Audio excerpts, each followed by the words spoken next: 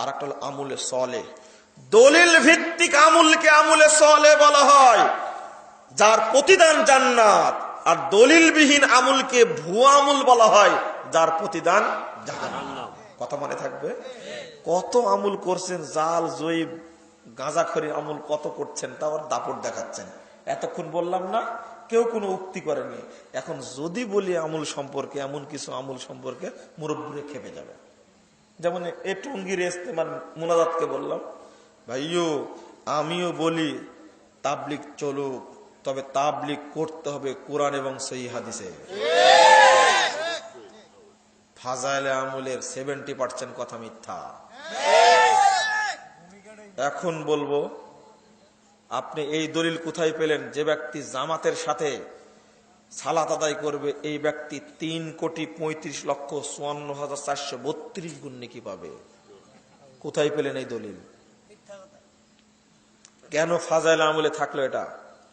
আল্লাহর নবী বলেছেন, 560 নম্বর হাদিস, আবু দাউদ খুলুন, জামাতে সালাত আদায় করলে, আল্লাহর নবী বলছেন জামাতে সালাত আদায় করলে 25 থেকে 27 গুণ নেকি পাবে। সেই হাদিস না?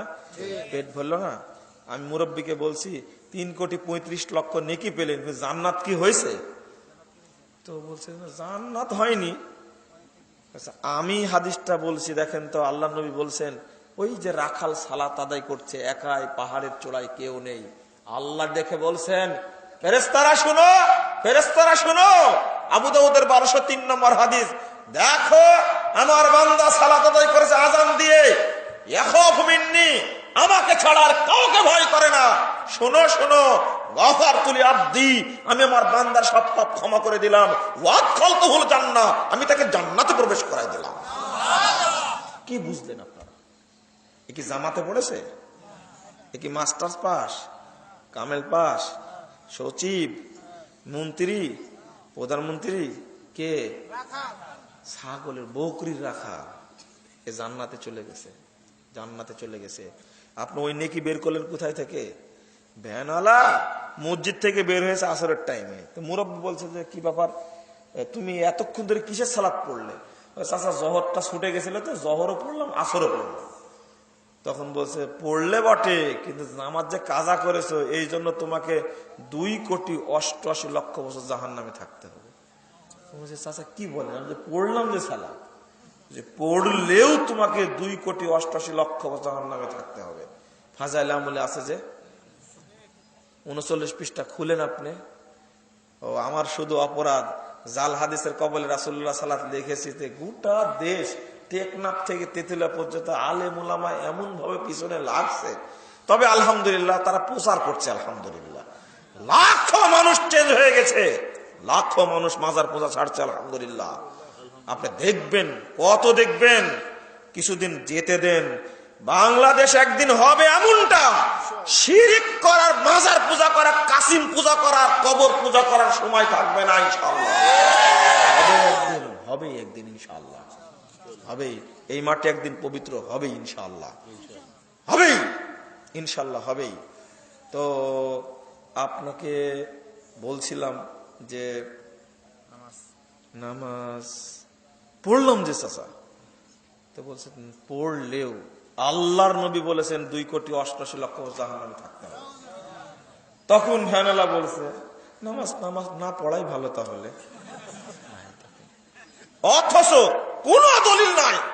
আল্লাহ নবী বলছেন 1498 নম্বর হাদিস, সহিহ মুসলিম খুলুন, কেউ যদি সালাত ভুলে যায় বা ঘুম থেকে জাগতে না পারে, ফালিয়াসাল্লিহা ইযা যাকারাহা ফাইন্নাহা কাফারাতুহা, যখন স্মরণ হবে, যখন জাগবে তখন পড়ে নেবে, এটাই তার জন্য কাফারা। আল্লাহ কত দয়াবান বান্দার প্রতি, খেয়াল করেছেন? কত দয়াবান বান্দার প্রতি। কেন তৈরি করলে 2,88,00,000 জাহান্নামে থাকতে হবে? এই হাদিস যদি শুনে, এই মিথ্যা কথা যদি শুনে রিকশাওয়ালা, ও নামাজ পড়বে? এক ওয়াক্ত বাদ দিয়েছে, পড়ে নিয়েছে রে ভাই, পড়ে নিয়েছে। ভ্যানওয়ালা অবশেষে দুঃখের সাথে বলছে চাচা তাহলে নামাজ না পড়াই ভালো ছিল। কষ্ট করে বলেন কথা, কোথায় পেলেন? এক মুরব্বী দেখেন, একটার পিঠে আর একটা, একটার পিঠে আর একটা, সৎ আমল যেটা সেটা করেন। বুঝতে পারবেন কথা? সৎ আমল যেটা সেটা করেন। মুরব্বী উযু করেই পড়ছে বিসমিল্লাহির রহমানির রহিম, ইন্না আনজালনাহু ফি লাইলাতুল কদর ওয়া মা আদরাকা মা লাইলাতুল কদর। চাচা কি পড়ছেন এটা? তো বলছে সূরা কদর পড়তে হয় ওযুর পরে। তাই নাকি? বলছে হ্যাঁ তাই পড়তে হয়। তাও আসমানের দিকে তাকে দোয়া পড়া যাবে না। আমি বললাম চাচা শুনেন। বলছে না আপনার কথা কোনো শোনা যাবে না, আপনি এখন উল্টা কিছু বলবেন আমাকে। তা আমি বললাম উল্টা বলবো না, ঠিকটাই বলবো। না আপনি জানেন সূরা কদর একবার পড়লে কিয়ামতের মাঠে সিদ্দিকদের সাথে থাকা যাবে, 2 বার পড়লে শহীদদের সাথে থাকা যাবে, 3 বার পড়লে নবীদের সাথে থাকা যাবে। তখন আমি বললাম যে এরপরেও কি জান্নাতের ফয়সালা হয়েছে? বুঝেননি কথা? এরপরেও কি জান্নাতের ফয়সালা হয়েছে? তো আমি বললাম আমি একটা হাদিস শোনাই। তো বলেন। 122 পৃষ্ঠা সহিহ মুসলিম খুলেন, আল্লাহ নবী বলছেন মান তাওয়াজ্জা ওয়া আহসানাল ওযু, যে ব্যক্তি ওযু করবে সুন্দর করে পূর্ণ করে ওযু করবে এবং বলবে ওযুর পরে আশহাদু আল্লা ইলাহা ইল্লাল্লাহু ওয়াহদাহু লা শারীকা লাহ ওয়া আশহাদু আন্না মুহাম্মাদান আবদুহু ওয়া রাসূলুহু, যে ব্যক্তি এই দোয়া পড়বে ওযুর পরে আল্লাহ তার জন্য জান্নাতের 8টি দরজা খুলে দিবেন, যে কোনো একদিক দিয়ে জান্নাতে প্রবেশ করবে সে ব্যক্তি। তখন মুরব্বী বলছেন যা ওইটা পড়লেও সমস্যা কি, এইটাও পড়বো। এই দেখেন মুরব্বীর নসিবে ভালো কিছু নাই। 87 বছরের বিরুদ্ধ 87 বছরের বৃদ্ধ ব্রেন স্ট্রোকের রোগী চিটাগং থেকে ফোন দিয়েছে আমাকে। গত জানুয়ারি মাসের 5 তারিখে আমি কুমিল্লা যাচ্ছিলাম, দাউদকান্দি ব্রিজ পার হয়েছি। ফোন দিয়ে বলছেন বাবা জাল হাদিসের কবলে রাসূলুল্লাহ সালাত আর ভ্রান্ত আকীদা এবং সঠিক আকীদা বই 2টা পেলাম, পেয়ে সালাতও চেঞ্জ করে নিলাম, আকীদাও চেঞ্জ করে নিলাম, কিন্তু আমার অন্তরটা কুরে কুরে খাচ্ছে যে ইতিপূর্বে যা করেছি এর ফয়সালা কি হবে।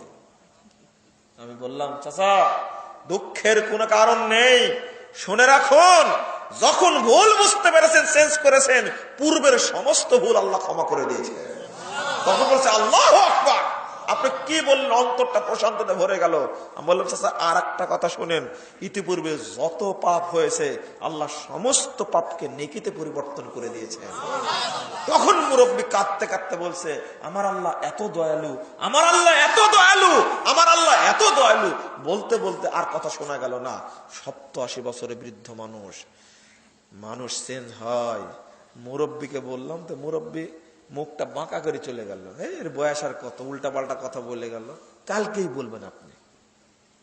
বলবেন আপনি না, আপনাকে বোঝাতে এসেছি ফজরের পরে সূরা হাসরের 3 আয়াত পড়া যাবে না, হাদিস জয়ীফ। ফজর সালাতের পরে হাসরের 3 আয়াত পড়া যাবে না, হাদিস জয়ীফ। বরং সূরা মুলক পড়েন। কি পড়বেন? সূরা মুলক পড়েন। আল্লাহর নবী বলছেন